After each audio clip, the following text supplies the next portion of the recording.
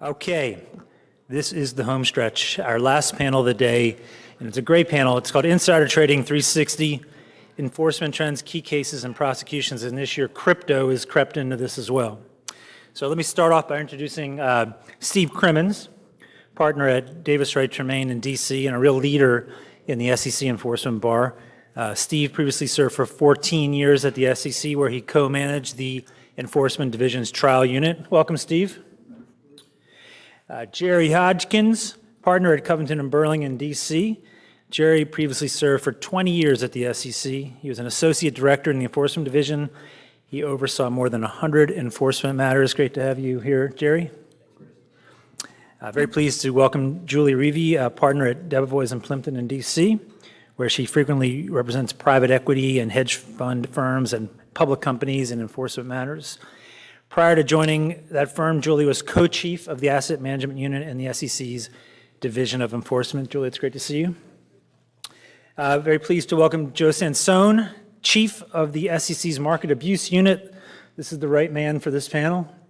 Of course, the Market Abuse Unit, you may know, is the specialized group in the Enforcement Division that uses data analysis to investigate complex insider trading, rings, and other abusive trading schemes and misconduct. So very pleased to have Joe with us. Thank you, Joe. Finally, delighted to welcome our moderator, Joan McKown. She's a partner at Jones Day in DC with more than 30 years of experience in SEC enforcement and financial regulatory matters.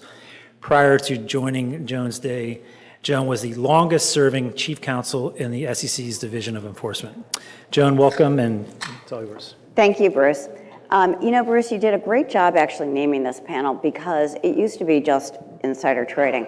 But I think that what we're seeing is insider trading has expanded in certain regards, and it's great to have the whole panel. But Joe, we look forward to hearing from you to start us off that it seems like insider trading is not just the old equity securities that some of us grew up knowing and loving in terms of insider trading. Let me ask you a question, then you can do your disclaimer, okay? So a couple things. So it really isn't just equity securities anymore. I think that we're hearing that. And also today, of course, the division put out the press release summarizing the year, and I noted that there was a highlight on data analytics, which I always find very interesting. And so Joe, what can you tell us about the year that we've had, sort of what's interesting from an SEC perspective?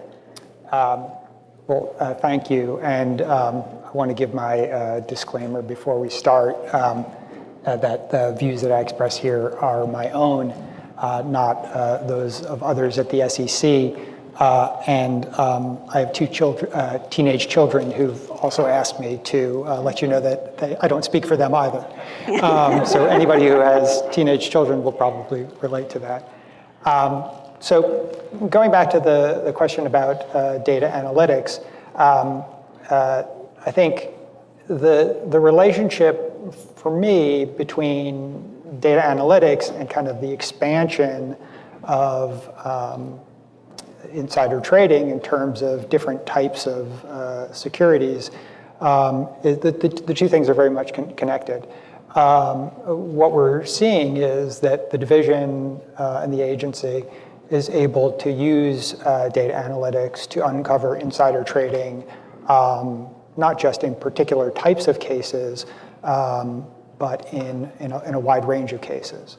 And so if you look at last year as an example, and I'm mostly just speaking about cases that were brought by the Market Abuse Unit, staff outside of the Market Abuse Unit, I think we all know, also do insider trading investigations. But just talking about the cases in the Market Abuse Unit, you saw cases that were involved insider trading before mergers, which is a very traditional type of insider trading. You saw insider trading in front of corporate earnings announcements, which is also not unusual. But then you saw a range of other types of insider trading.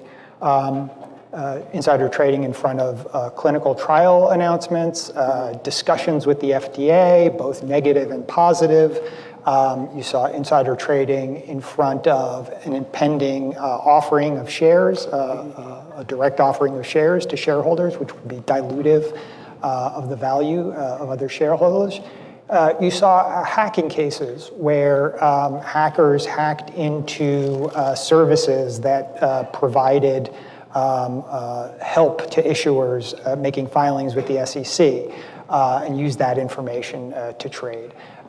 You saw another hacking case where hackers accessed information about the Motley Fool stock picking service and used that information to trade in advance of those picks. And last, but certainly not least, you have a case that involved insider trading in digital asset securities in advance of those securities being listed on a particular popular trading venue for digital asset security, well, for digital assets. And so, we're able to use our access to data to uncover these cases in a very wide range of contexts. And I would say it's not just kind of the types of events, but we're also seeing insider trading in a variety of sectors. The cases that I mentioned involve technology companies, pharmaceutical companies, construction companies, pizza delivery companies, Domino's. And so we're seeing it across sectors. And then, in addition, you're seeing all types of individuals involved in these cases. CEOs and presidents of companies, the CFO of a pharmaceuticals company, lawyers, accountants, a partner at a very prominent global management consulting firm. And so it really runs the gamut, and data analysis is kind of the way we stay on top of all of this. And really, I think data analysis, I know the SEC's enforcement's using it in other areas, but I think insider trading was actually one of the areas where it first started. Yeah, it's been a project that really, with the creation of the Market Abuse Unit a little bit more than 10, 11 years ago, we took over this project to analyze data in support of insider trading cases. But we found that it's actually really helpful in a much wider range of cases. And other people I know have talked about how it impacts their areas. I'm sure Julie could talk about how the asset management unit used data, but back when she was at the SEC.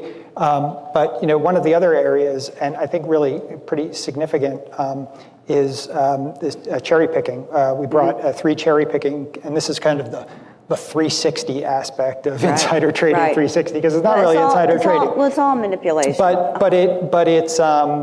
But when you're looking at data, what you're seeing for the most part is anomalously successful trading. And this is what we saw in cherry picking cases is we would see traders with win rates of 80, 90%. And you would wonder how they were doing it. And then you recognize that, in fact, they were investment advisors, and then you looked at their clients' win rates, and you saw that they were, 30, 40%. So we actually brought 3 cases last year, all of one of which was initially litigated and then later settled. The other 2 that were settled in this area, and I think it's an important thing for people who are advising clients who are investment advisors to look at, because not only did we bring charges against the individuals, in these cases, if you're kind of following along, are SEC versus Sugranas, SEC versus Brander, and SEC versus Robertson. But in all 3 of these cases, We also brought charges against the investment advisor firms, as well as individuals at those firms, for their failures to maintain policies and procedures to uncover the cherry picking and so forth. So I think those are good cases to look at if you're advising clients on that. Joe, I don't know if you can answer this, but I remember back a few years ago that the LA exam staff was doing quite a bit in the cherry picking area, and I think we're using data analytics. Again, I don't know if you can answer this, but is this another front on the cherry picking side? In other words, you guys are taking a different data analytics approach, and I'm assuming you're coordinating with the exam staff, but I'm curious what if any relationship there is between those two efforts. So, I mean, that effort, I think, is probably a few years old. Yeah. But it's really, I think, maybe part of the same impulse to look at data and to focus in on, in particular, trading where omnibus trading accounts are used. And so, for those of you who don't know, an omnibus trading account, or sometimes called an average price account, is an account where an investment advisor has the ability to trade, purchase securities, and then later allocate those securities to his or her clients. So it gives them the ability to make a purchase at the beginning of the day and to see what the price movement of that stock is, and then make the allocation later. Of course, the allocation should be decided before the trade is made, but that's kind of the heart of these cases, is that these investment advisors are cheating by delaying that decision and then taking the winning trades for themselves and losing trades to their clients. Joe, before we move on, are there any other cases that you wanted to highlight, or any themes from the cases, looking back? And in particular, of course, we're all always interested to know where we might be headed in the coming year. Right. So I think there are probably too many kind of great cases to mention, but I think a couple that people seem to have a lot of interest in.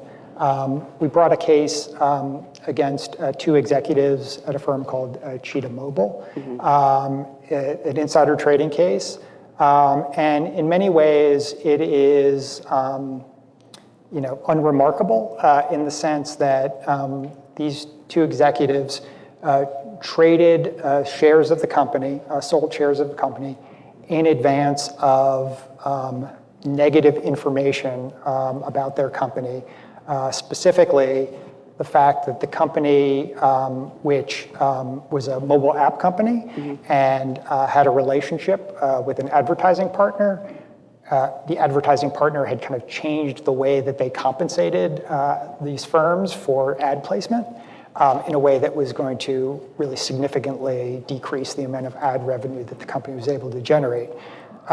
These executives knew that information, we allege, and they traded the securities of the company, sold securities of the company in advance of the disclosure of that information to the public. So, in many ways, it's really a very vanilla insider trading case.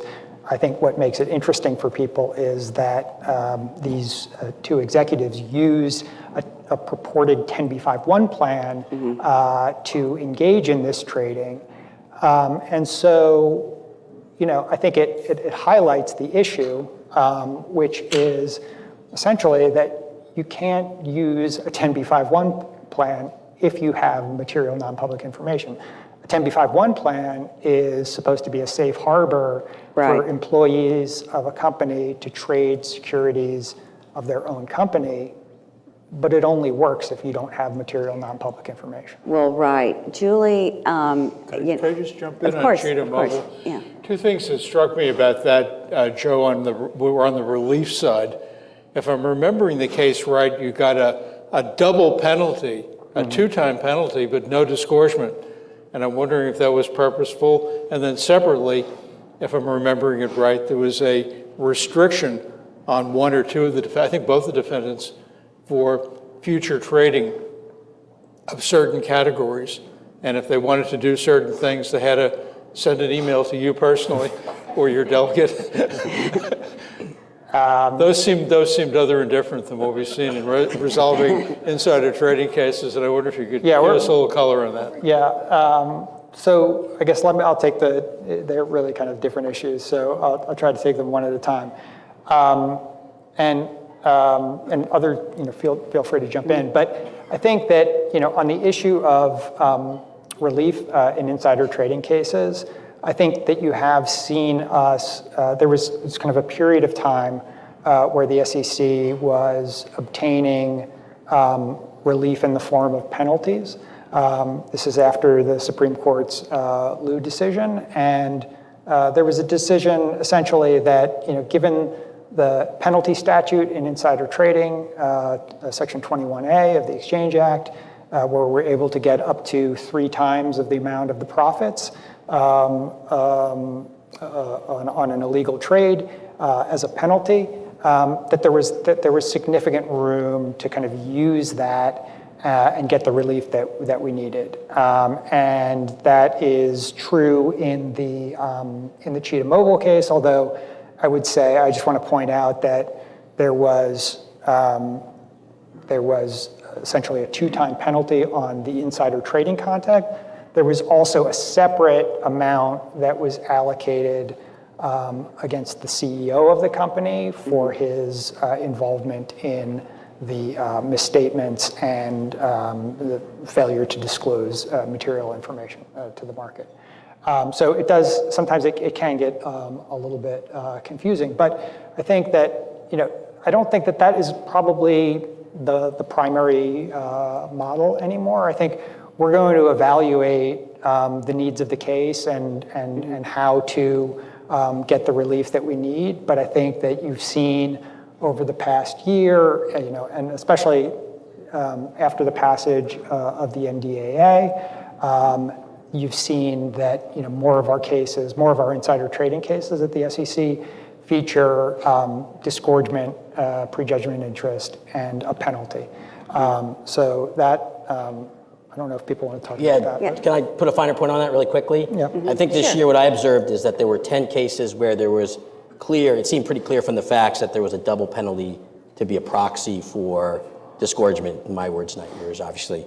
And then the SEC dipped their toes in April and brought a disgorgement case in the District of Massachusetts. And then by June, I think there were 11 straight settlements where it was obvious, where they were obtaining disgorgement. So I see it almost as a sea change somewhere in the middle of the year, and I'm not entirely sure why. And my question is, and one clearly you need a crystal ball to answer, and Joe, I'm sure if you had one, you wouldn't want to answer this anyway. Is that the end of these 2-time penalty cases? Because there's been 11 straight or 10, 11 straight. And it's interesting because when Gabir spoke earlier, he talked about how I think this was the first time that penalties exceeded disgorgement. Did I hear that right? Yeah. Record year. Yeah, so we'll have to see. We'll wait to see how it goes. But it seems like the pattern really had shifted over the course of the year. I think, so I guess I want to maybe sort of add a little bit of context, which is I think that we had brought disgorgement claims in insider trading cases this year, even 2021. And so I don't think that disgorgement ever went away in terms of the relief that we would seek. Despite our best wishes, no, it never did. But I think, again, there was more of a balancing. There are certain cases, including cases that involve relief defendants, where disgorgement is really our only remedy against a relief defendant. So if your case has a relief defendant, then you're going to see disgorgement. And there are other cases for a variety of reasons where it's more important for us to seek disgorgement, even in the insider trading case, and even with the benefit of the Section 21A. So I can't say that there's going to be like one size fits all approach, but I think you should definitely expect to continue to see us bringing claims for disgorgement. So, Thanks, Joe. So one thing I would like to get back to is ask Julie about the 10b5-1 plans are really, from our client's perspective, and if you're in the defense bar, I mean, that is what that case really, I know, Joe, it seems like a very straightforward, and of course it is true, you can't have MNPI when you create the plan. The whole point is to do it during a period where you don't have MNPI. But Julie, any thoughts on that case? Yeah, I mean, I think the case is going to be leveraged for the commission as it thinks about the proposed rules in connection with 10b5-1 plans. So as Joe said, if you have a written 10b5-1 plan, that can be an affirmative defense to insider trading liability. And I think this seems to crop up every decade or so, but about 10 years ago, the commission was concerned that those plans were being abused, and there was talk of rulemaking around the plans that never got off the ground, but now that rulemaking has actually gotten off the ground. Last year, there's a set of proposed rules out there related to 10b5-1 plans, and quite a few changes, including disclosure and reporting requirements, which I'm not going to cover today, but I just thought to talk about the particular proposed amendments that would affect clients who, obviously use 10b5-1 plans for liquidity often when their chunk of their compensation is in company securities and they want to be able to buy and sell. So among the amendments are a cooling off period. And so after a director or officer creates a 10b5-1 plan, the person needs to wait 120 days before trading under that plan. And so I think the idea there is that you'll get through a quarter, financial results will be out that would potentially, in theory, cleanse the information and at least create some distance between the creation of the plan. Joan, to your point, can't have information, and then the actual trading that occurs under the plan. Directors and officers are going to have to make certifications now as part of a 10b5-1 plan. And so it's the idea, at least according to the proposing release, was to reinforce directors and officers' cognizance of their obligation not to trade on an MNPI. So it obviously just creates another concern for folks who want to enter into these plans and trade under them. I think the release fully contemplates that officers and directors are going to need to talk to counsel about materiality and how they are able, to sign those certifications that they're not trading on information. And so I think that's going to be an interesting go forward, because anytime anybody's signing certification, it creates potential liability. There's also an amendment that's going to prohibit overlapping trading arrangements. So if an officer or director has established multiple overlapping arrangements, you can't do that anymore. And I think the idea here is to prevent schemes to exploit information by setting up a pre-existing hedged trading plan and then canceling one side of the trade when you see how the market's going. This would not apply to employee stock plans or to DRIPs, but for regular way trading, it would apply. And then there's a single trade arrangements. You can only have a plan for a single trade once a year. And I think in the proposing release, the commission talks about trying to balance, again, the need for liquidity. I think the commission appreciated that executives and directors may need liquidity options, maybe on an unpredictable basis, but if it's happening more than once a year, you're not going to be able to do that.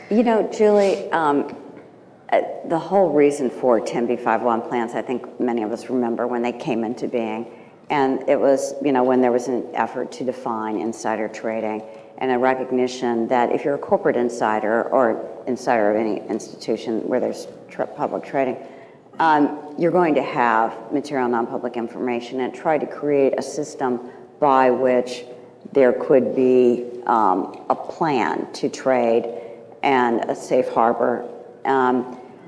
If you change the rules too much, is it going to become so complicated? And I think this applies to some other areas as well.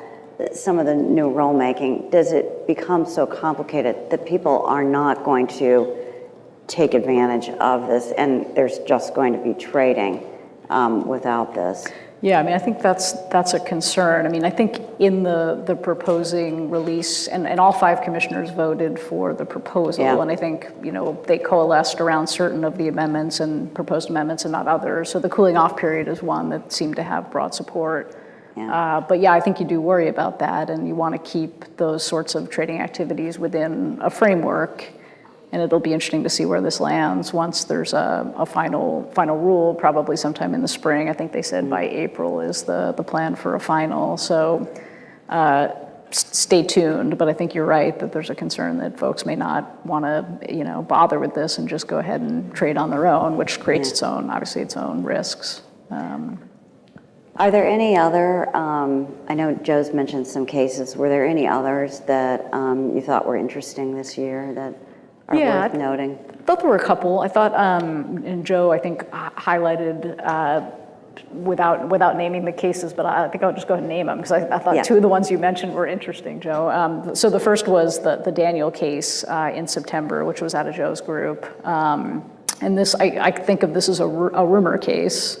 As everybody knows, the facts in insider trading cases are always fun, and this one had fun facts too, where the defendant's mother was living with a close family member who was a senior employee at a particular issuer, and there was an article published about whether this issuer might be part of M&A activity, a takeover target, but without really providing any details in the article. And about an hour after the article was published, the defendant's mom called him and told him that this close family member that worked at the issuer was working from home that morning on something urgent, and then told her son that an acquisition seemed likely. And about an hour later, the defendant, who hadn't traded in 10 years, bought out of the money call options, as one does when your mom calls and tells you there's an impending takeover. Of course, at the announcement a couple days later, the stock moved about 28%, and so he was flagged as presumably part of some surveillance, hard to tell. So the facts are interesting, but I think what's most interesting is that, the theory of the case is that, there's often press articles, reporters here, do due diligence and publish articles based on their sources that often, or probably never, contain all of the information, all of the material information that's relevant to the, in this instance, the potential takeover activity. And so I think the theory in the case was that, because the trader, this person Daniel, had actual information about the transaction that was different from what was in the paper, that was obviously material. And there's just that extra quantum. It's never going to be enough, almost never going to be enough to point at an article in the paper and say all of the information was public, and so I can trade. And I think interestingly in the case as well, his mother was not charged, and the order or the complaint went out of its way to say that his mother and he had a relationship where they had a duty of trust and confidence between them, and she was not charged. So I think it was interesting. I think the other one to highlight, and Joe alluded to this, in the Twilio case from March, the facts aren't particularly interesting. I think what is interesting is the type of information that was traded on there. And so these were software engineers at Twilio, and they didn't have access to standard material non-public information like M&A activity information or earnings information, but rather they had systems access as software engineers. And so as part of their job, they had access to databases where they could see sales information and revenue information. And sort of piecing that together, they came to the view that the company was going to beat earnings, and they traded in advance of the announcement. And they were right, and presumably, again, they were picked up in surveillance and tagged for the insider trading. But I think just shows that it's not only traditional sorts of information that leads to insider trading. You can be in the bowels of a company and have access to information. And I think the takeaway is don't ever trade on information you learn at work, because chances are, in hindsight, it's going to be viewed as MNPI. Well, that's right. There was the chef's case. Was it the railroad yard folks who traded Steph's? Thanks.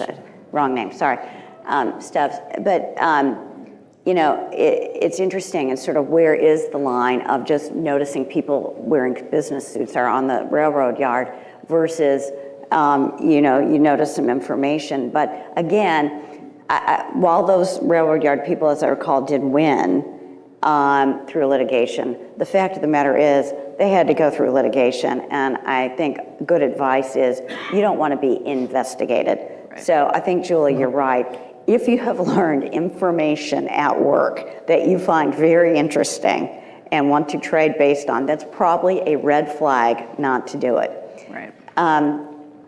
Jerry, I know that you talked a little bit about sort of you've done some analysis regarding the disgorgement in insider trading. Was there any other broad analysis that you did regarding? No, I think what I found interesting was the Penawit case, which is the what they call the shadow trading case, and and the reason I found it interesting, not only is it sort of a first of its kind, but I think in the case the SEC is pushing the envelope on two elements of insider trading. The first one is on the basis of the idea that the SEC has to prove that the trader traded on the basis of material non-public information about the company or the stock that he traded in, about the stock he traded in or the issuer of the stock. And then also materialities. I think they're pushing the envelope on that as well. And just to remind people of the players, this was the case where Matthew Penawat was the head of business development in a company called Medivation. He allegedly found out that Medivation was going to be acquired by Pfizer, traded on that before the announcement, but not in Medivation or Pfizer, in a completely unrelated company called Insight, also in the space of Medivation. And so it's a pretty novel theory that the idea that the material non-public information was about a deal that the company in which he traded in was not in. And so the question becomes, is that on the basis of material non-public information about Insight in which he traded, even though they weren't in the deal, they weren't mentioned, they're bystanders, just like everybody else in the transaction. And not surprisingly, Penawat argued that in his motion to dismiss. He said, this is not about Insight. This announcement was about Medivation and Pfizer. The judge didn't have anything to do with it.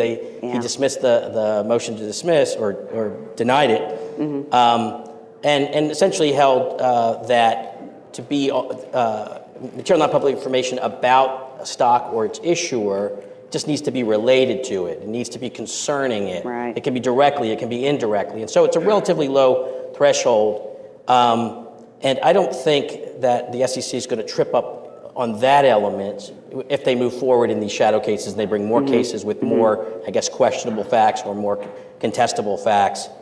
But they might trip up on the materiality issue. It's a related issue. It's the way I think about it, materiality is material non-public information, or non-public information is material if it's not only about the security, but important enough that it's important to investors in the security. Right. And so it's just a higher threshold. And the way I think about this case, it's the materiality is these ripple effects of this announcement. Right. And the closer you are, the bigger the ripple, the more the SEC and judges and courts are going to find that, well, that really was material to the company that was not part of the deal. But farther out on the ripples, it's less likely it's going to be material. And I think that's a harder question for the staff to navigate. So for that reason, I just think that case there'll be probably some more, but I don't think you're going to see a whole new sweep of shadow cases. It's just too challenging, I think, to establish materiality. A lot of scenarios are very tricky. I think one thing that might have influenced, it was in the staff's complaint, but also in Judge Breyer's opinion, as I recall, that the other company B, Insight, was part of a small group. I think it was like 5 or 6 companies that were denominated as peer companies of Medivation in the analysis leading up to Pfizer's takeover. And Penawat was aware of that. He was part of that team. He was aware it was a peer company. And, still, I think it's way out at the edge. And as Joan was saying earlier, where's the line on insider trading? That's what we all keep asking. But I think that makes Penawat and shadow trading as a concept maybe a little less scary as when you first hear, gee, I heard about company A and I bought company B. If there's something, as you were saying, Jerry, which makes it, you can see the connection a little more clearly, like there were peer companies identified as such. Yeah. So one of the things that's interesting about that case is that the SEC cited to the policy that the company had. Yes. A pretty standard policy in a lot of companies. Yeah. You are not only forbidden from trading in your own company's securities based on material non-public information you acquired during the course of your employment, but you can't trade in other companies. And I've seen that in my own practice. And that's why the breach element is probably not a stretch in some cases. if you've promised under the company policies not to trade in anything on the basis of material non-public information, that's probably not where the SEC is going to run into trouble. I think it's going to be more on materiality. And Steve, to your point, one question we have gotten on the peer companies is in private equity context, if you're doing deal decks and you're citing peers and folks are concerned about labeling them as peers for some of these reasons. That's a good point. Yeah. It'll be interesting to see how this case shapes conduct going forward, shapes policies at companies. I'm sorry, Steve, what were you going to say? No, I was just picking up on Julie's point. I think that's right. In terms of pragmatically what you advise. Yeah. So, Steve, the title of our panel here is "And Crypto Too."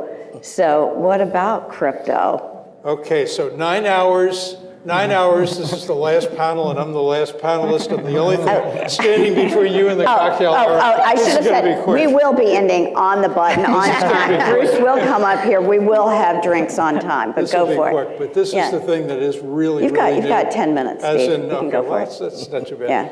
Yeah. Just about a dozen weeks ago, really it's July and in June, two cases. One was referred to earlier today, Wahi, W-A-H-I, and the other is Chastain. Wahi is maybe more interesting. That's an SEC case, SEC versus Wahi, filed in Seattle. Parallel criminal action. Where else? Southern District of New York.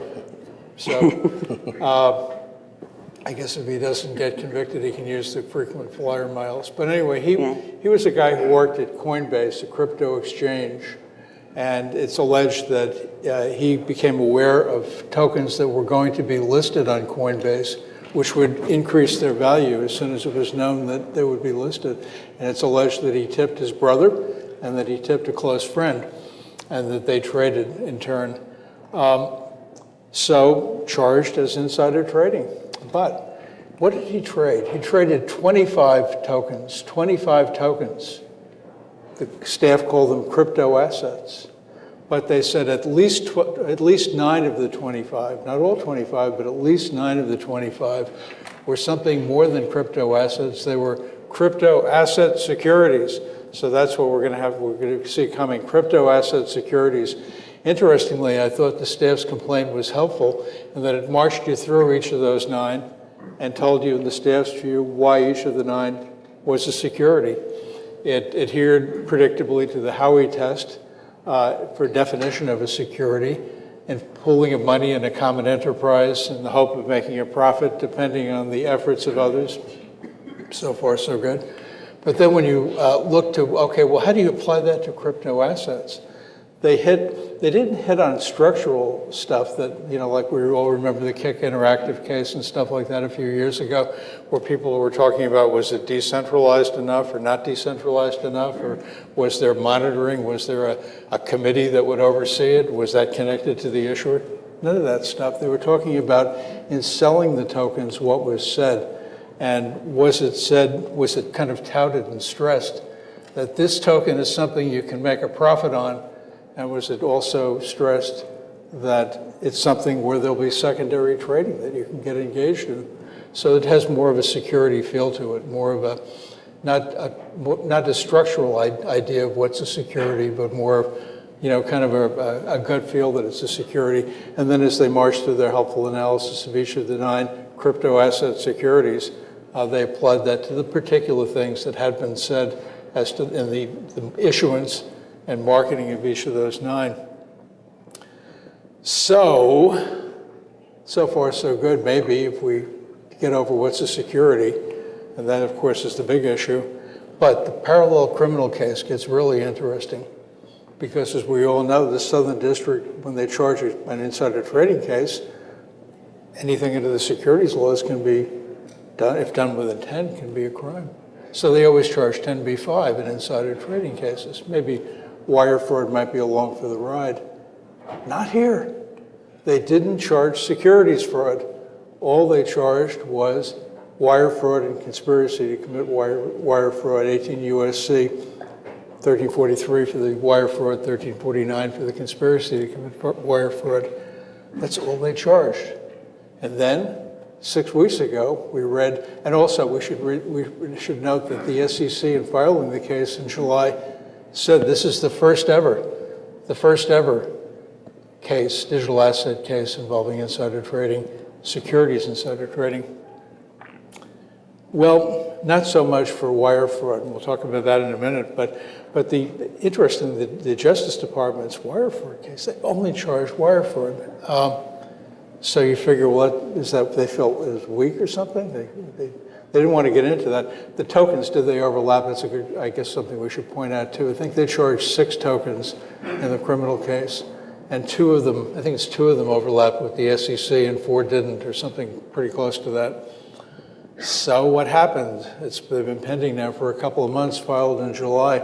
Well, 6 weeks ago, the tipper's brother, the alleged tipper's brother, pled guilty to wire fraud and potentially a 20-year sentence for wire fraud, as we know. But the Southern District's press release was careful to point out that was the upper limit, so we don't really know the details of what's going to happen or what Judge Prescott will do, but she'll sentence next month. I think the sentencing is next month, so that's something to watch. First ever SEC case charging securities, crypto token securities as insider trading. I'm sure there'll be more. And then the other one, and then I'll stop, is this other case, Chastain, which was filed only as a criminal case, not by the SEC, called an insider trading case, but there's no parallel civil case. How could that be? Digital asset, what is it? It's NFTs, non-fungible tokens.